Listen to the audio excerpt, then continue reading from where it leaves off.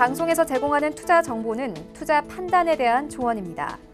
방송에서 제공하는 주식의 가치, 가격 상승 및 가격 하락에 대해서는 방송사에서 보장하지 않습니다.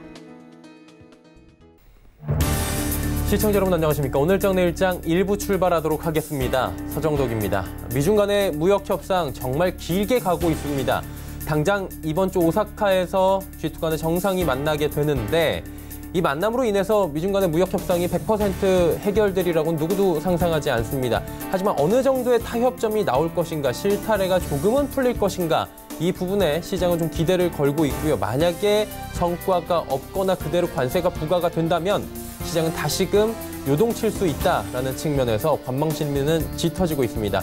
우리 시장 역시 이번 주 내내 힘겨운 모습을 보여주고 있는데요. 오늘은 다행히 우상향하는 모습은 보여집니다. 코스피 같은 경우에 상승폭이 꽤 크게 나오고 있는데 수급 자체가 좋습니다. 외국인 기관의 쌍끌이 매수가 나오고 있는 상황이고요. 코스닥 같은 경우에는 상승폭이 좀 축소가 되고 있는 상황입니다. 일단 우리 시장에 호재로 작용하고 있는 부분은 이번 주 토요일 당장 내일 모레 오전으로 지금 일정이 확정이 됐다고 합니다. 그런데 트럼프 대통령이 만약에 여기서 결렬이 되더라도 25% 추가 관세가 아니라 10% 추가 관세로 이야기를 했습니다. 다소 스탠스가 누그러들었고요. 미국 언론사 측에서도 이번에는 어느 정도 이야기가 잘 될 것이다. 확률은 90%다. 이런 이야기가 CNBC 방송을 통해서 지금 흘러나왔기 때문에 우리 시장에서도 기대감이 조금은 더 올라와 주고 있는 상황입니다. 전해드린 대로 거래소는 지금 쌍끌이 매수 나오고 있는데 전기전자 업종 위주로 외국인들이 매수를 해줍니다. SK하이닉스 올라가고요. 삼성전자 올라가고 삼성전기가 큰 폭의 상승이 나옵니다. 특히나 삼성전자 관련 부품 소재 업종들이 굉장히 큰 폭의 오늘 상승이 나올 것이다라는 기사가 나오면서 상승폭이 좋고요. 은행, 철강, 통신, 중국 관련 소비주들 전체적으로 좋은데 운송 장비만 조금 어려운 편입니다. 코스닥은 상승폭이 좀 줄어들고 있다라고 말씀은 드렸는데 그래도 종목별 장세 펼쳐지고 있습니다. 근데 이제 윗꼬리 단 종목들이 많아서 오늘 개인들이 대응하기는 쉽지 않아 보인다라고 정리가 이 시각 될 것 같습니다. 일단 G2 간의 정상 간의 만남을 내일 모레 이틀 앞으로 앞두고 있는 오늘 시장이기 때문에 숨죽이기는 계속될 겁니다. 이 시장에서 어떤 대응이 필요할지 오늘장 내일장 일부 함께 하시면 좋을 것 같습니다. 헤드라인 뉴스부터 전해드립니다. 조금 전에 전해드렸다시피 도널드 트럼프 미국 대통령과 중국 시진핑 국가주석이 G2 간의 만남이 내일 모레 오전으로 확정이 됐다라는 소식이 들어왔습니다. 백악관은 트럼프 대통령이 오는 29일 오전 11시 30분 일본 오사카에서 시진핑 주석과 회담을 갖는다고 밝혔습니다. 도널드 트럼프 미국 대통령은 이란과의 전쟁을 원치 않지만 그런 상황이 발생한다면 오래가지 않을 것이라고 경고의 메시지를 거듭 발신했습니다. 하지만 뭔가 일어난다면 미국은 매우 유리한 위치에 있다며 그것은 그리 오래가지 않을 것이라고 말했습니다. 정부가 승용차 개별 소비세 인하 연장 등 하반기에 적용되는 정책을 책자로 펴냈습니다. 기획재정부는 하반기부터 달라지는 178개의 제도와 법규를 소개한 2019년 하반기부터 이렇게 달라집니다. 책자를 발간했다고 밝혔습니다. 이곳에는 승용차 개별 소비세 30% 인하는 올해 말까지 연장하고 일하는 저소득 가구에 지급하는 근로장려금을 대폭 확대하는 내용 등이 담겨 있다고 합니다. 사우디아라비아 투자청은 무함마드 빈 살만 왕세자 방한에 맞춰 우리나라 기업들과 양해각서를 체결하고 두 나라 사이의 경제 협력을 확대키로 했습니다. 사우디 투자청은 코트라와 사우디 한국 파트너십 컨벤션 행사를 열고 우리나라 제조업은 물론 석유화학과 재생에너지 분야 기업 10곳과 사우디 안에 사업체 설립을 허가하는 등의 MOU를 맺었다고 밝혔습니다. 증시 흐름 이어갑니다. 코스피는 잘 달립니다. 2140선 부근까지 올라왔고요. 지금 지속적으로 좀 어려웠던 2133포인트대는 뚫고 올라오는 모습입니다. 지금 동반 매수가 워낙에 강하게 들어오고 있기 때문인데 하루간의 흐름을 좀 정리해 보도록 하죠. 자, 보시면 장 초반보다 지금 많이 올라왔습니다. 특히나 중국 시장 올라오면서 같이 우상향을 좀 해주고 있는 상황인데 상해 종합지수 비슷합니다. 지금 0.89% 거의 커플링돼서 상해와 지금 움직이고 있고요. 항생지수는 1%가 넘게 올라갑니다. 상해 종합지수는 3,000포인트 오늘 장중에 회복하고 있는 모습 보이고 니케이도 0.88% 전체적으로 눌렸던 아시아 증시가 오늘 시장에서는 올라오고요. 우리 시장도 소외받지 않고 동반 상승하는 모습이 포착이 됩니다. 수급 주체 보시면 쌍끌임에서 강하게 들어옵니다. 외국인 기관 같이 사주고요. 기관 가운데서는 금융투자 투시는 파는데 연기금이 무려 2,018억 원이나 삽니다. 연기금 최근 시장에서 이렇게 많이 사도 되나 싶을 정도로 기록적인 매수를 지금 하고 있는 상황이고요. 개인은 3,051억 원을 팔고 있는 상황입니다. 다음 살펴보도록 할까요? 전해드렸다시피 삼성전자, SK하이닉스 뭐 다 올라갑니다. 지금 상승폭도 꽤 큰데 SK하이닉스가 지금 지속적으로 올라옵니다. 62,000원, 3,000원대 저점 찍고 7만 원대 돌파까지 얼마 걸리지 않았습니다. 어제도 상승폭 괜찮았는데 어제 정도의 상승이 오늘도 나옵니다. 시총 2위 종목이 이 정도까지 올라가준 시장이 좀 활력이 나오고 있고요. 일단은 SK하이닉스 같은 경우에는 중국 관련 제재에 대한 반사이익 이야기가 나오면서 수혜받을 것이다 라는 소식 어제 전해졌고요. 오늘도 분위기 이어갑니다. 현대차 조정받고요. 셀트리온이 같이 조정이 나오네요. 다음 살펴볼까요? 6위부터 10위 종목들입니다. LG화학 상승 쪽이었는데 지금 하락 반전을 했고요. 하지만 현대모비스, 포스코, 신한지주, 삼성바이오로직스는 소폭식 반등에 성공합니다. 11위부터 15위 종목들도 살펴봅니다. SK텔레콤부터 삼성물산까지 전체적으로 올라가는데 네이버만 오늘 장중에 상승이었는데 지금 다시금 하락 반전을 합니다. 전체적으로 오늘 상승폭이 크지 않은 종목들은 순식간에 또 하락 반전하면서 밀리는 모습들도 보여집니다. 그 정도로 대형주들도 변동폭이 큰 부분에서는 예외가 아니다라는 것들이 증명이 되고요. 그동안 좀 휘청휘청 거리긴 했습니다. 네이버 이런 종목들은 저점 10만 원대 중반까지 밀렸다가 지금 올라온 부분이 있어서 차익 실현 욕구들도 지금 강하게 나오고 있는 상황입니다. 다음 살펴보도록 할까요? 코스닥도 지금 상승을 하긴 하는데 상승폭이 미미합니다. 지금 상승폭 거의 다 내줬습니다. 710선도 내준 상황인데 하루간의 흐름 정리해 보도록 하죠. 보시면 장중에 712포인트까지 올라갔습니다. 그리고 지금 현재 포인트가 장중 저점 부근을 하회하고 있는 상황입니다. 보합권 수준에서 지금 움직이는데 수급 주체 보시면 개인, 기관 같이 사고 외국인이 591억 원 비교적 강하게 매도합니다. 금융투자 연기금은 사고요. 투시는 포트 정리 차원에서 오늘 상승장에서 일단 코스닥도 같이 정리가 되고 있는 상황입니다. 다음 살펴보도록 하죠. 시총 상위주들 지금 혼조세입니다. 전체적으로 보면 셀트리온 헬스케어 올라갑니다. CJENM도 17만 원이 고비네요. CJENM 16만 원대 내려가면 17만 원대 다시 올라오고 하는데 17만 원대를 시원하게 뚫고 올라가는 매수 주체가 나타나질 않고 있기 때문에 CJENM은 17만 원이 위태위태해 보이긴 합니다. 800원 정도 올라가고 있고요. 헬릭스미스 전일 큰 폭의 상승이 나왔는데 오늘 되돌림이 2% 정도 나옵니다. 신라젠도 약보합, 펄어비스는 강보합. 6위부터 10위 종목들 살펴봅니다. HLB가 4%대의 하락이 나옵니다. 전일 강세를 좀 보였던 HLB인데 하루 만에 빠집니다. HLB 같은 경우엔 주가의 등락폭이 굉장히 하루하루가 크기 때문에 좀 대응을 하셔야 될 것 같고요. 스튜디오 드래곤은 지금 상승과 하락을 오가고 있는 상황입니다. 공교롭게도 지금 주연 배우에 관련된 오늘 이슈가 좀 나오긴 했는데 그 부분도 영향이 있다라는 분석도 있는데 그렇게 크게 영향을 미치는 것 같지는 않습니다. 휴젤 지금 하락하고요. 메디톡스 1.74% 올라갑니다. 셀트리온 제약 같이 상승하고요. 다음 살펴보도록 하죠. KMW 지금 상승폭이 많이 둔화가 됐습니다. 지금 딱 보시면 2.43% 잘 가는데 생각하시겠지만 장중에 5%, 6%대까지 급등을 했습니다. KMW 같은 경우에도 최근에 급등락을 반복하고 있다라고 보시면 될 것 같고요.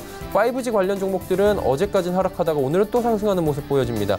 SK머티리얼즈 상승하고요. 파라다이스 중국 관련 소비주 올라가고 SFA 올라갑니다. 제넥시는 지금 약세 흐름을 가져갑니다. 원달러 환율 살펴보도록 하죠. 올라가네요. 1157원 40전. 큰 폭의 상승은 아니지만 80전 정도 올라가고 있는 상황입니다.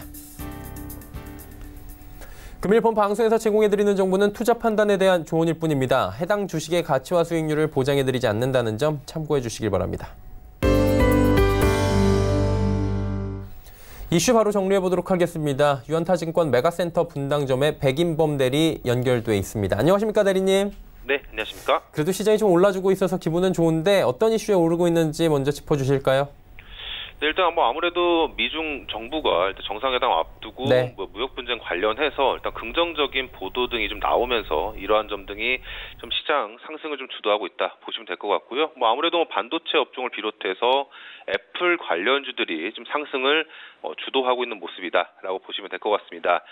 일단 그 외에도 사우디 관련해서 수소차 관련주들의 강세도 일부 눈에 띄고 있는 모습이긴 하지만 오늘 시장에서 눈에 띄는 모습은 이제 미중 무역 협상과 관련해서 IT 부품주들에 대한 관심이 좀 나뉘고 있다라는 점을 좀 특징적으로 뽑으시면 될 것 같은데요.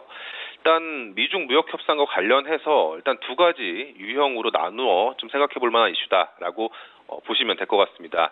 일단 우선 IT 부품주들에 대한 관심은 유효하다라는 측면, 그렇다면 모바일 관련 부품사들에 대한 지속적인 관심은 계속적으로 필요한 상황이다 보시면 될 것 같은데요.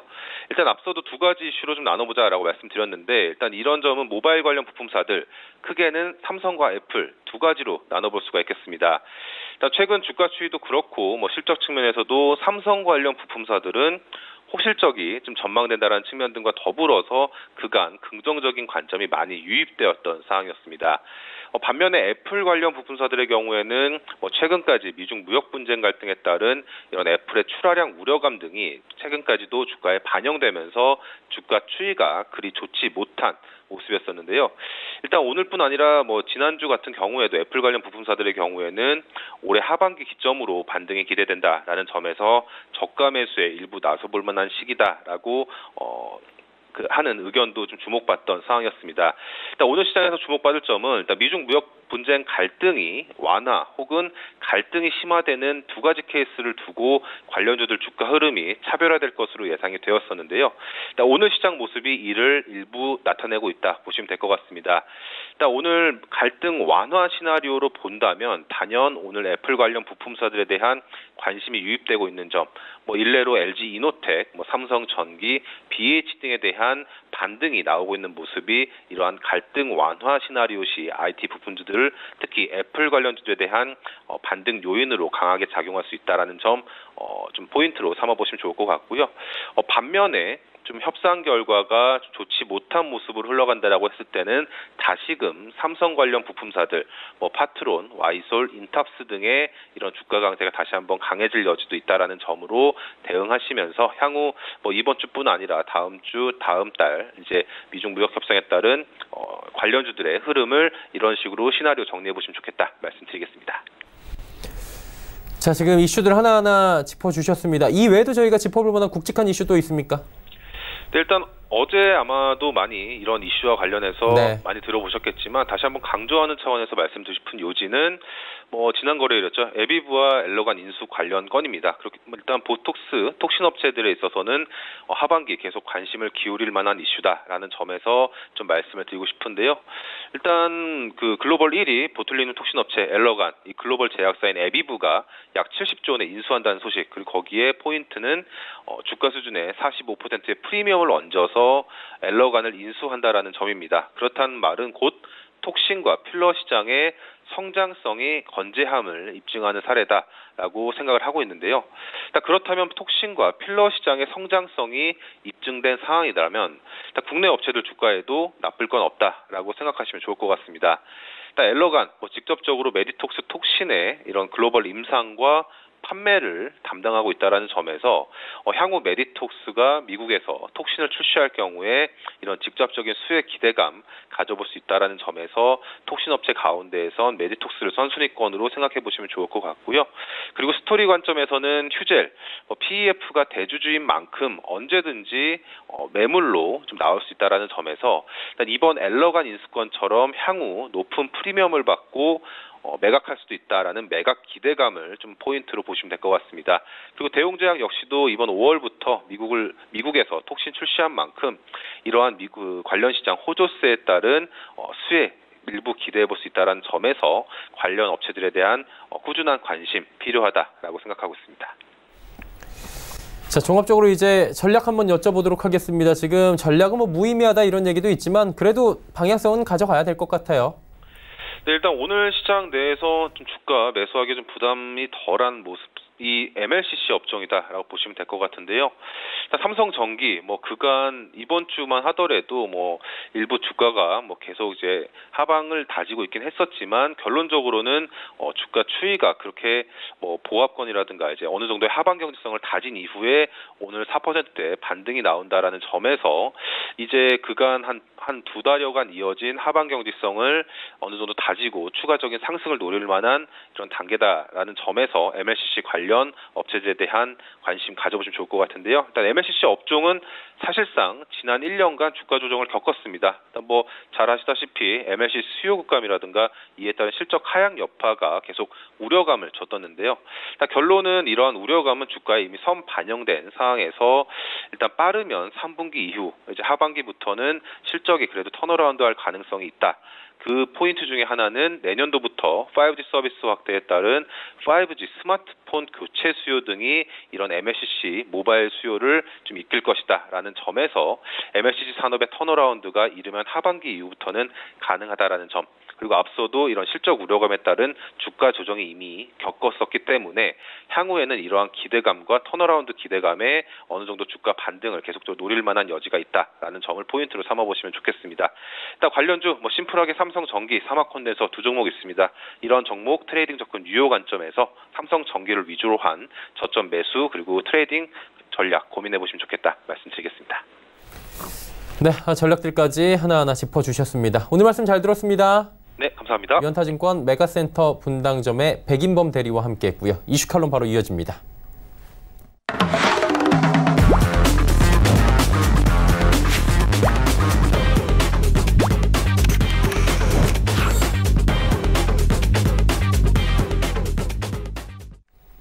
이슈 칼럼 시간입니다. 미중산업경제연구소 조용찬 소장 연결돼 있습니다. 소장님 안녕하세요. 예, 안녕하십니까? 예, 미국 쪽이 중국이랑 계속해서 갈등이 있는 것도 있지만 지금 중동 쪽 이란과도 지금 갈등이 있다 보니까 유가가 계속 올라가는 거 아니냐 이런 얘기가 나오고 있습니다. 지금 5주 만에 최고치 WTI가 기록 경신을 했는데 국제 유가가 향후에 어느 정도까지 올라갈 것으로 시장에서 내다보고 있습니까? 네, 앞으로 국제 유가를 결정하는 주요 변수는 세 가지가 될 것으로 보이지는데요. 첫째는 다음 주죠. 1일부터 2일까지 석유 수출국 기구 오펙 총회가 열리게 됩니다. 시장에서는 협조 감산이 계속될 것으로 전망하고 있는데요. 이제 문제는 감산 폭입니다. 현재는 120만 배럴 정도를 유지하고 있는데요. 러시아가 증산을 하겠다고 강하게 주장하고 있고요. 다른 회원국까지도 증산에 나설 가능성이 있기 때문에 증산이 된다면 가격 하락이 불가피하지 않아 보입니다. 또 다른 하나는 내일 개막되는 그 G20 정상회담에서 미중 대립이 장기화됐을 경우에는 성장 둔화로 세계 수요도 위축이 될 것으로 보여지는데요. 국제 유가는 미국의 ISM 그 제조 경기 지수보다 1개월 후행하는 것으로 나오고 있습니다. 최근 ISM 지수가 하락 추세고요. 드라이빙 시즌임에도 미국의 또 원유 재고가 높은 수준임을 고려할 때 국제 유가는 앞으로 상승보다는 좀 하락할 가능성이 있지 않을까 보입니다. 마지막으로는 미 대선을 앞두고서 FRB가 금융 완화 정책으로 돌아섰다는 점인데요. 이 때문에 리스크 자산의 선호 현상이 일어나면은 투기적 원유 선물 매수세가 유입될 수 있다는 겁니다. 이 때문에 유가는 현재 45에서 65달러 박스권 내에서 움직이지만 55달러를 축으로 해서는 일진일퇴 움직임이 당분간 지속되지 않을까 보입니다. 유가 여쭤봤는데 요즘에 유가 올라가는 것만큼 더 훨훨 나는 게 금값이라고 들었습니다. 금값이 금값이다 이런 얘기가 지금 시장에서 나오고 있을 정도인데 오늘은 하락했지만 온수당 1,415.4달러입니다. 강세 흐름 이어가고 있는데 이게 한간에는 1,800달러 얘기도 나오고 있잖아요. 이게 어느 정도까지 올라갈 것으로 예측하고 계십니까? 네, 1차적으로는 1,500달러까지도 올라갈 가능성이 있는데요. 6년 만에 금 가격이 사상 최고치를 경신해서 나가고 있는데요. 미국의 이란 경제 제재로 인해서 국제 시장이 좀 불안하기 때문에 안전자산 도피처로다가 금이 부각이 될 수밖에 없는 환경입니다. 내일 개막된 G20 정상회담에서 무역 합의라든지 일시 휴전에 실패한다면은 연준이 조기 금리 인하에 나설 가능성이 높고요. 이렇게 되면 금 선호 현상은 더 뚜렷해질 것으로 보여지는데요. 2013년 하반기 이후에 금 가격을 보면은 1,350달러 안팎에서 저항을 받았지만 FRB의 금융 정책 전환 그리고 무역 전쟁에 따른 세계 경기 침체 위험 때문에 이 선이 지금 돌파를 한 상태입니다. 이 때문에 기술적 지표로 보면은 2011년부터 2015년까지 금 하락폭의 절반 수준인 1g 온수당 1,460달러 정도까지는 무난히 올라갈 수 있을 거로 보여지고요. 또 트럼프 대통령이 내년 대선을 앞두고 연준의 금리 인하 압력 강도가 앞으로 점점 세진다는 점에서는 연말에는 금 가격이 1,500달러까지는 충분히 올라갈 수 있지 않을까 보입니다.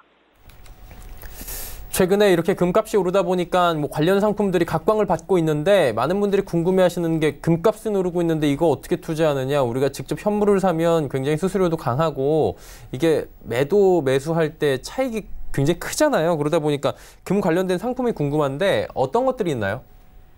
가장 쉽게 살 수 있는 방법은 금괴를 직접 구입하는 방법인데요. 최근에는 거액 투자가들처럼 킬로그램 단위로 구입할 필요는 없고요. 소액 투자가라면 몇 그램 단위로 구입할 수 있지만 다만 수수료가 들어간다는 점이 단점인 것으로 보여집니다. 또 한 가지는 가장 대표적인 투자 상품인데요. 상장지수 펀드라고는 ETF에 투자하는 방법입니다. ETF는 뉴욕 증권거래소에 상장이 되어 있기 때문에 국제 금 가격에 연동돼서 시세 차익을 얻을 수가 있고요. 현물 금을 보유하지 않아도 금 투자가 가능하기 때문에 연기금을 통한 그 자금들도 꾸준히 금 투자에 나서고 있는 모습입니다. 또 한 가지는 적립식으로 금을 투자하는 경우인데요. 보유나 관리 쪽에 금융회사가 해주기 때문에 가격 변동에 신경 쓰지 않아도 되고요. 또 직접 금 선물에 투자하는 방법도 있습니다. 금 선물은 일반적으로 레버리지 거래를 하기 때문에 소액의 자금으로도 큰 투자가 가능하다는 점에서는 아무래도 가격 변동에 익숙하지 않은 투자가들은 좀 가급적 피해 가야 되지 않을까 보여집니다.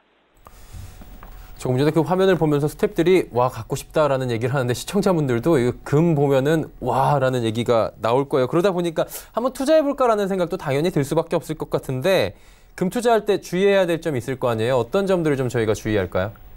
네, 우리가 알고 있는 금 같은 경우에는 전 세계에서 다 모아도 50m 수영장을 3개에서 4개 분 정도밖에 채울 수 없다고 합니다. 공급량도 제한적이고요. 또 금은 세계 공통의 통화라는 점, 그리고 안전 자산이라는 강점을 갖고 있습니다. 하지만 금 투자 시에는 아무래도 가격 변동 요인에 주의해야 되는데요. 금 자체가 가치는 자산 가치 때문에 인플레이션 국면에서는 금 가격이 올라가는 특성을 보여주고 있고요. 또 한 가지는 달러 환율도 금 가격에 영향을 미친다는 겁니다. 달러는 세계 기축 통화인 만큼 달러 가치가 약세일 때는 그 대체 자산이 금을 사는 경우에 뚜렷하고요. 반대일 경우에는 또 금 매각이 또 상당히 많은 물량이 나온다는 겁니다. 세 번째로는 금은 금리 동향과는 반비례한다는 겁니다. 달러 금리가 상승하면 금과 같은 안전 자산은 이자를 받을 수 없기 때문에 하락하게 되고요. 또 연금 펀드가 금 ETF에 대한 투자를 늘린다면은 현물 금 수요에 영향을 줄 수밖에 없기 때문에 금 가격에도 영향을 준다는 겁니다. 다섯 번째로는 각국 중앙은행의 동향도 영향을 미치게 되는데요. 세계 각국은 달러 준비 자산의 하나로서 달러와 함께 금을 보유하고 있는데 각국 중앙은행들 같은 경우에는 현재 금 투자를 늘리는 그런 추세고요. 또 마지막으로는 지정학적 리스크와 금 가격은 서로 정비례한다는 겁니다. 유사시 금이라는 말이 있듯이 아무래도 지정학적 리스크가 높아진다면 자산 보존을 위해서 금을 사는 경향이 뚜렷하게 될 것으로 보여지기 때문에 아무래도 많은 그 정보를 좀 갖고 있어야지 금에 대해서 투자 손실이 좀 적지 않을까 보여집니다. 금값이 워낙에 많이 오르다 보니까 요즘에 다시금 금에 대한 관심을 갖기 시작한 건데 이렇게 금값이 오르다 보니까 7월 주가 폭락설이 지금 미국, 일본 쪽에서 나오고 있다고 하는데 이게 무슨 얘기인지 궁금하거든요. 어떤 얘기입니까? 네, 7월 증시 전망과 관련해서 가장 회의적인 투자 전략을 갖고 있는 회사가 모건 스탠리입니다. 미국 주식 담당 수석 전략가인 마이클 윌슨 같은 경우에는 S&P 500 지수가 3분기에는 한 10% 조정을 받을 것으로 예상하고 있고요. 연말에는 현재보다 7% 하락한 2,750포인트로 예상을 하고 있습니다. 아무래도 미국 증시에서 소형주가 최근 들어와서 부진을 하고 있는데요. 보통 그 러셀 200 지수가 S&P 500 지수에 비해서 크게 하락한다면은 아무래도 주가 폭락의 징조로 여겨지고 있기 때문에 그렇습니다. 최근에 소형주 부진은 휴가 시즌이 미국이 들어감에 따라서 시장 참가자들이 거래를 자제하기 때문에 거래량 감소가 일어나고 있다는 점에서는 이런 이야기들이 앞으로 당분간 더 나오지 않을까 보입니다. 일본에서도 SNS를 중심으로 해서 타피오카 붐이 불면은 주가가 폭락한다는 그 징조라고 루머가 지금 퍼지고 있는데요. 젊은 여성을 중심으로 현재 일본에서는 타피오카 붐이 불고 있다고 합니다. 음료수 같은 경우는 품절 현상을 빚고 있는데요. 문제는 일본에서 타피오카 붐이 일어났던 과거 두 번을 보면은 92년도에는 헤이세이 버블 붕괴가 있었고요. 2008년도에는 리먼 사태가 왔기 때문에 타피오카 붐이 불황의 전조라는 말이 돌고 있다고 합니다. 하지만 미국 내 그 소형주 하락이라든지 일본 내 타피오카 붐 같은 경우에는 아무래도 주식시장의 그 아노마리 현상과 비슷한데요. 뭐 구체적인 근거라든지 이론을 갖고선 설명할 수 없지만 경험 법칙상 잘 맞아 떨어진다는 그 현상 때문에 그렇습니다. 과거 고대에도 보면은 기우제를 지내면은 길게 지나지 않아서 비가 온다는 식의 상관관계를 항상 갖고 있는데요.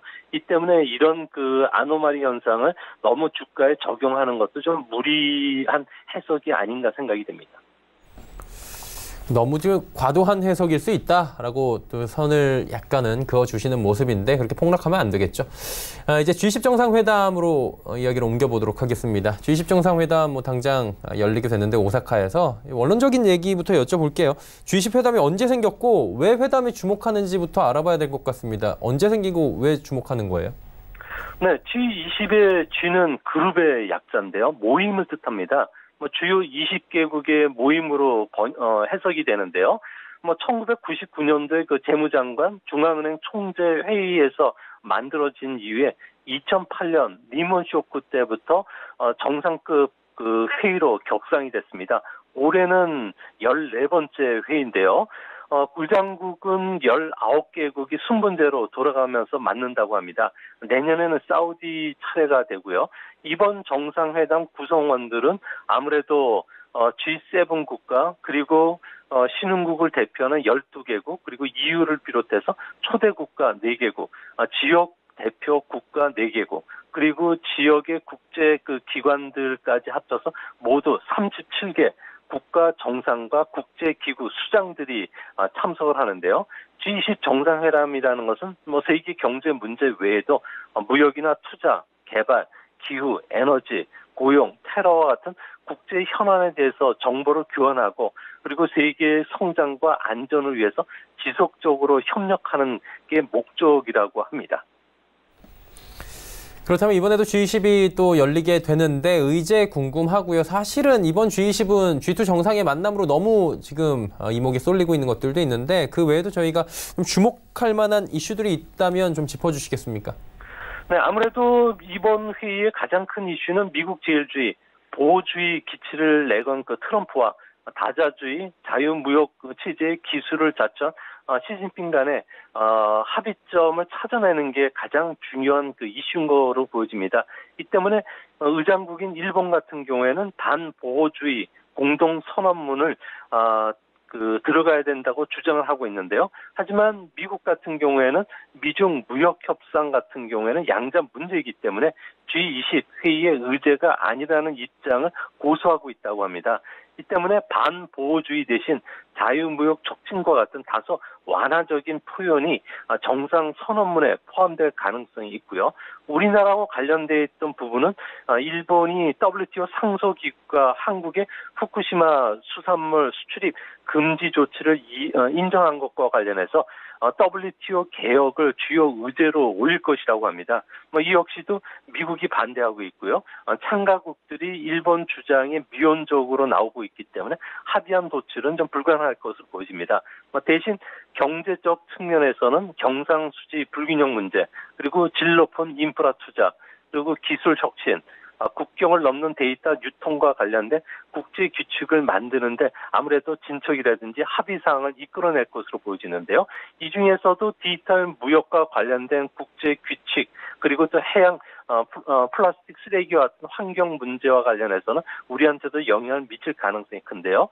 미중의 그 거대 IT 기업들이 그 빅데이터를 빨아당기고 있기 때문에 개인정보라든지 지적재산권 그리고 안보 기밀이 탈취됨에 따라서 데이터의 종류마다 반출을 금지하는 규정을 정하는 쪽에 합의안이 도출될 가능성이 있기 때문에 이 문제가 아무래도 주시장에도 큰 이슈가 되지 않을까 보여집니다. 그리고 내일 모레 오전에 이제 미중 간의 정상이 만납니다. 담판을 벌이게 될 텐데 주로 어떤 얘기가 여기서 나올까? 이게 제일 키포인트 아니겠습니까? 네, 아무래도 무역 문제를 어떻게 풀어갈지가 주요 의제가 될 것으로 보여지고요. 이외에도 이란과 북한 핵 문제가 주요 논의사항이라고 합니다. 중국 외교의 가장 최우선 과제는 대미 관계인데요. 북한은 부가적인 과제입니다. 이 때문에 북한의 비핵화 문제에서 미국이 협조하는 모양새를 보여서 무역 협상의 그 양보를 이끌어내야겠다는 게 시 주석의 생각입니다. 미국 같은 경우에는 완전한 비핵화가 목표이기 때문에 단계적 비핵화라든지 당사자로서의 한반도 그 문제에 개입하는 중국 주장을 좀 받아들이기는 상당히 어려울 것으로 보여지고요. 또 불공정 무역 관행과 관련된 협의 없이 무역 전쟁을 덜컥 휴전을 했을 경우에는 대선에 대해 영향을 끼치기 때문에 트럼프 입장에서는 아무래도 좀 그 중국에 대해서 좀 공세적인 결과를 가져오지 않을까 보여지고요. 그 대신 중국이 먼저 선물 보따리를 풀어 놓으라는 이런 그 자세를 보이고 있습니다. 특히 제3국에서 미중 간의 정상회담을 할 때는 나가는 쪽이 불리하다는 불문율을 갖고 있는데요.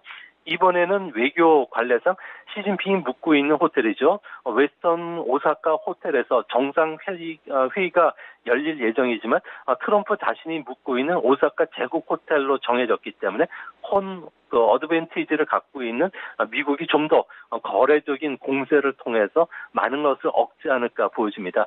중국 같은 경우에는 내정 문제와 관련해서는 홍콩 대규모 시위 문제와 관련해서는 아무래도 지금 미국이 선방을 날리더라도 논의 자체를 하지 않겠다는 배수진을 치고 있기 때문에 이번 협의 과정에서 아무래도 합의문 발표를 한다든지 기자회견 없이 회담이 결렬될 가능성도 항상 내포되어 있지 않을까 이렇게 생각이 됩니다. 결국에는 이제 뭐 최악의 상황에 준하게도 우리가 생각을 해봐야 된다라는 건데 관세 부과를 그러면 당연히 생각을 해봐야 되겠죠. 4차 추가 관세 부과인 건데 미국 쪽에서 먼저 부과를 할 거 아니에요. 그러면은 중국도 어떤 카드가 나올 텐데 히토류 카드 꺼냈고 CCTV 카드 꺼냈고 뭐 여러 가지 불매도 애플에 대한 불매도 있는데 어떤 것들이 주로 나올 수 있나요? 네, 아무래도 중국 같은 경우에는 유해나 약세가 지금 진행되면서 한머니들이 유출이 되고 있는데요. 이 김에 아무래도 국채를 좀 더 많이 주실 가능성이 있지 않을까 보여집니다. 차이나 쇼크가 일어났던 2016년도만 하더라도 중국은 미국 국채를 한 6개월 사이에 무려 2천억 달러 정도로 매각했던 적이 있는데요. 이 매각으로 인해서 5년물 미국 국채 수익률 같은 경우는 50bp나 상승했던 적이 있습니다. 최근 들어와서 중국 같은 경우에는 한 800억 달러 정도를 매각했는데요. 앞으로 좀 더 많은 국채를 매각할 가능성이 있다고 합니다. 중국은 국부 펀드를 통해서 1조 1천억 달러 정도의 그 미국 국채를 갖고 있는데요. 이외에도 벨기에에 있는 국제 결제 기관인 유로 클리어를 통해서도 미국 국채를 거래를 하고 있다고 합니다. 이 모든 것을 다 합치면은 중국이 국채 보유 잔액은 전체 그 시장의 유동성 국채의 한 8% 정도를 차지한다 그러는데요. 다행인 점은 FRB가 최근에 금리 인하 에 대한 기대감으로 인해서 5년물 국채 수익률이 50bp 정도 하락을 한 상태이기 때문에 국채를 매각하더라도 미국 채권 시장에 미치는 영향이 그렇게 크지 않다는 점에서 우리 원화라든지 우리나라 국고채 시장의 영향도 크진 않을 것으로 보여집니다. 이게 만일을 자꾸 생각할 수밖에 없는 지금 상황이잖아요. 만약에 또 중국이 미국 국채를 대량 매각하게 되면 다른 나라도 국채를 같이 매각을 하잖아요. 가격이 떨어지니까 그때 같이 매각을 해줘야지 손실을 줄일 수 있는데 그럼 미국 채권 시장에 좀 영향을 주지 않겠습니까? 네, 미국 국채 시장의 보유 비율을 보면요. 리먼 쇼크 전후에서는 해외 투자가 비중이 55%였지만 현재는 40%까지 줄었고요. 또 미국 투자가들 같은 경우에는 전체 시장의 60%까지 높아졌다고 합니다. 이 때문에 중국이 한꺼번에 많은 물량을 쏟아낸다면은 미국 통화 당국이 조사한 바에 따르면은 5년물 국채 금리는 29bp 정도 상승하는 제한적인 효과밖에 없다고 합니다. 다만 중국이 실제로 한꺼번에 전량을 매각할 경우에는 다른 나라 투자가들의 그 매도를 불러오기 때문에 금리 상승에 따른 국채 가격 하락으로 인해서 중국이 오히려 더 큰 손실을 입게 된다고 합니다. 이뿐만 아니라 중국이 정치적 이유로 금융 상품을 샀다 팔았다 한다면 국제 금융시장에서 차이나 머니에 대한 적개심을 불러올 수가 있고요. 또한 위안화 가치 하락이라든지 중국의 경제 펀더멘탈을 의심하는 목소리가 커질 수밖에 없기 때문에 얻는 것보다는 잃는 게 더 많다는 측면에서 중국 정부의 고민도 더 깊어지지 않을까 보여집니다. 네. 미중 간의 무역 분쟁 지금 이틀 앞으로 다가왔는데 어떻게 실마리가 풀릴지 이야기들까지 하나하나 전해 들어봤습니다. 오늘 말씀 여기까지 듣겠습니다. 고맙습니다. 네, 감사합니다. 미중산업경제연구소 조용찬 소장이었습니다.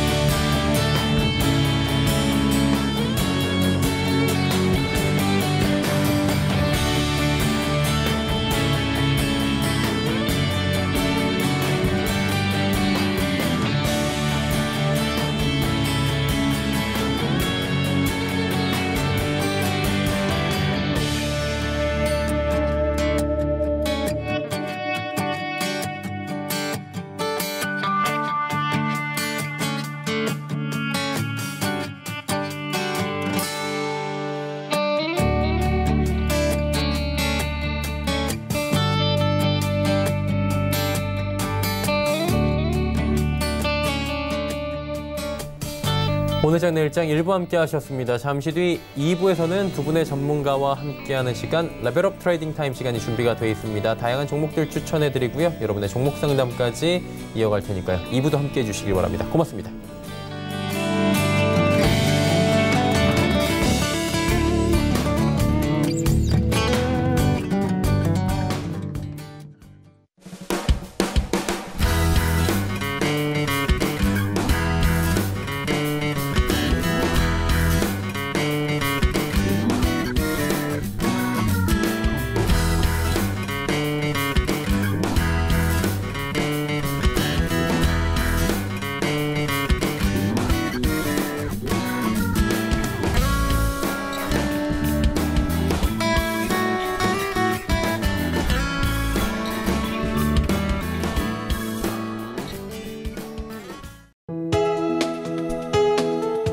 방송에서 제공하는 투자 정보는 투자 판단에 대한 조언입니다. 방송에서 제공하는 주식의 가치, 가격 상승 및 가격 하락에 대해서는 방송사에서 보장하지 않습니다.